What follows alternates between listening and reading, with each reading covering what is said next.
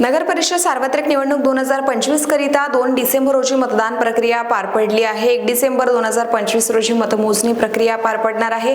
याकरिता प्रशासकीय यंत्रणा सर्व सोयींची सुसज्ज झाली आहे। एकूण 12 प्रभागाची व नगराध्यक्ष पदाची मतमोजणी प्रक्रिया पार पडणार असून याकरिता एकूण 92 अधिकारी कर्मचारी यांची नेमणूक करण्यात आली आहे। 6 टेबलवरती मतमोजणी प्रक्रिया पार पडणार आहे आणि प्रभाग निहाय मतमोजणी प्रक्रिया होणार असून एकूण 6 टेबलवरती 12 फेरीमध्ये मतमोजणी होणार आहे।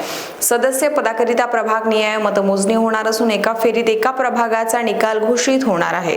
तसेच या निकालासोबत नगराध्यक्ष पदाकरिताची मतमोजणी प्रक्रिया फेरनिहाय सुरू ठेवून एकूण 12 फेरी अंती नगराध्यक्ष पदाची मतमोजणी होऊन 12व्या फेरी अंती त्याची निवड घोषणा होणार आहे। ज्या प्रभागाची मतमोजणी सुरू असेल त्याच प्रभागातील मतमोजणी प्रतिनिधी यांना प्रवेश राहील।